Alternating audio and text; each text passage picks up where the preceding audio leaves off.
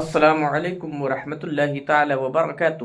ناظرین کرام، آج مفتی سلمان اظہری صاحب جو ہمارے ہندوستان کے بہت بڑے علماء کرام میں شمار کیے جاتے ہیں اور بہترین ان کی تقاریر ہوا کرتی ہیں، لوگ انہیں سننے کے لیے دور و دراز سے تشریف لاتے ہیں، اور مفتی سلمان اظہری صاحب ہی ہیں جو ناموس رسالت کے لیے آواز بلند کرنے میں ایک نمبر میں رہتے ہیں، اور تحفظ ناموس رسالت کے لیے ہی انہیں 9 مہینے تک جیل کے اندر رہنا پڑا، اور جب وہ باہر آئے ہیں تو آج پھر لوگ ان کی تقاریر میں بہت زیادہ بھیڑ ہوا کرتی ہے، ان کے پروگرام میں بہت زیادہ بھیڑ ہوا کرتی ہے، اور لوگ ان کی باتوں کو سننے کے لیے جایا کرتے ہیں، اور سننا ہی نہیں بلکہ مفتی سلمان اظہری صاحب کے بیانات سے لوگ اپنے قلوب کو منور و مجلہ فرماتے ہیں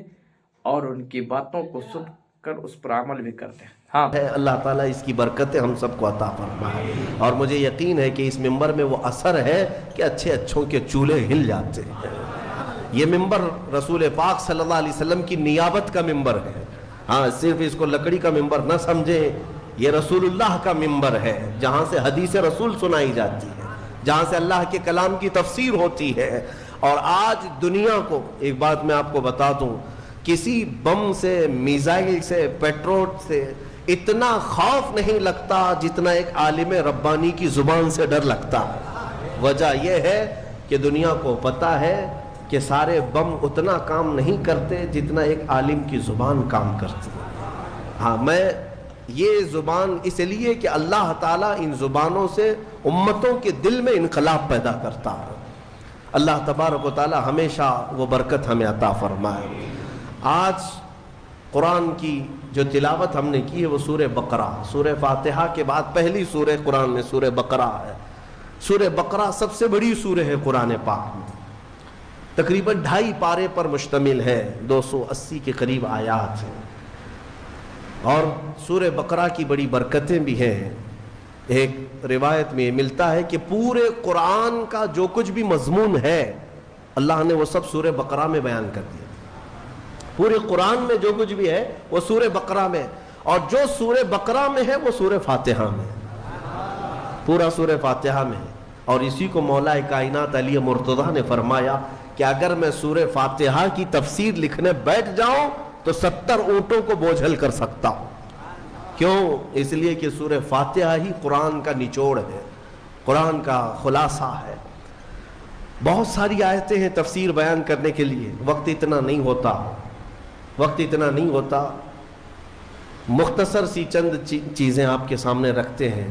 ایک اہم آیت اس میں آئی ہے، میں تفسیر سننے کے پہلے آداب بھی بتا دوں آپ، قرآن پڑھنے کے بھی آداب اور تفسیر سننے کے بھی آداب۔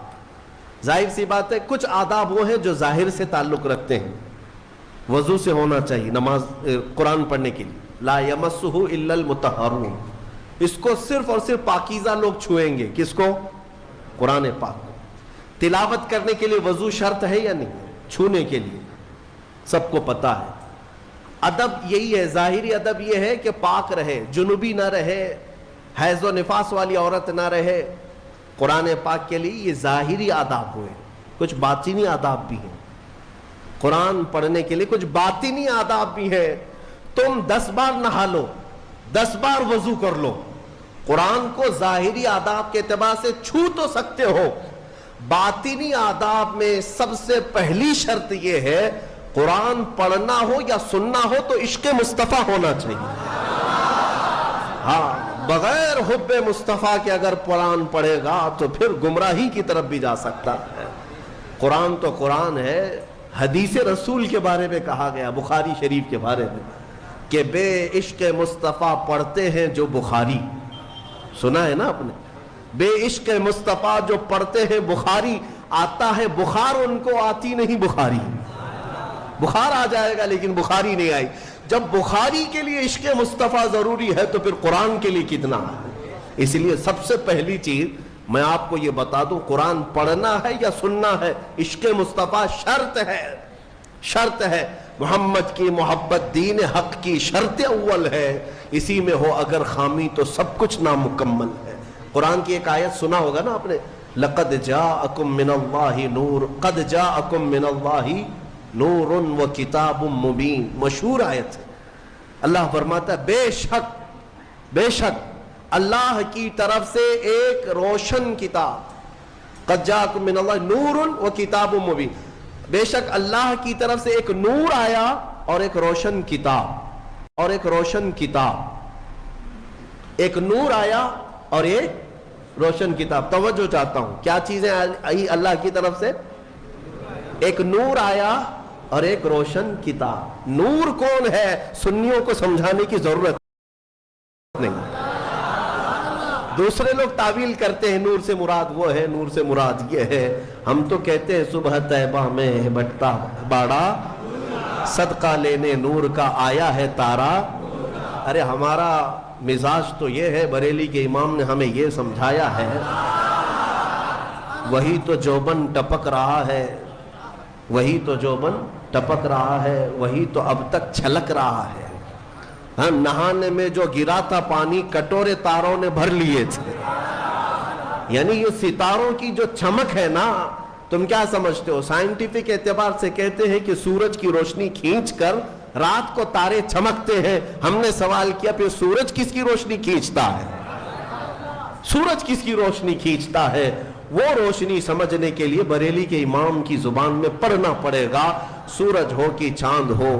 اعلیٰ حضرت فرماتے ہیں کہ اتار کر ان کے رخ کا صدقہ، اتار کر ان کے رخ کا صدقہ، وہ بٹ رہا تھا نور کا باڑا، اچھل اچھل کر جبیں، یہ چاند و سورج اچھل اچھل کر جبیں کی خیرات مانگتے تھے۔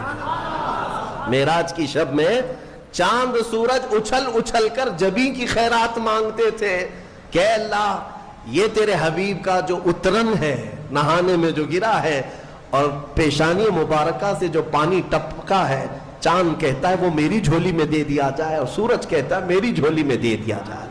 جو بات میں عرض کر رہا ہوں وہ یہ ہے کہ قرآن میں اللہ نے کیا فرمایا؟ بے شک اللہ کی طرف سے تمہارے پاس کیا آیا؟